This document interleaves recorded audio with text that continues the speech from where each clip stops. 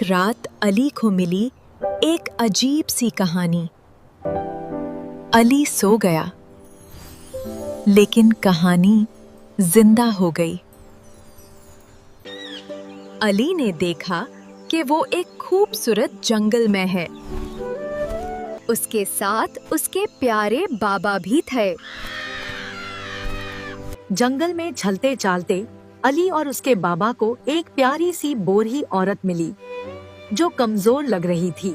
علی نے فیصلہ کیا کہ وہ بوڑھی عورت کی مدد کرے گا اور اپنے بابا کے ساتھ مل کر پانی نکلنے لگا۔ علی نے اس کا چھوٹا سا گھر صاف کیا۔ بوڑھی عورت بہت خوش ہوئی اور اس نے علی کو دعا دی۔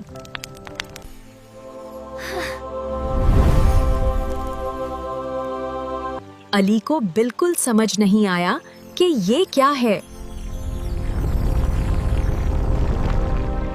صبح اٹھ کر علی حیران رہ گیا۔ کتاب اس کے پاس تھی۔ آگے کیا ہوگا جاننے کے لیے فالو کریں۔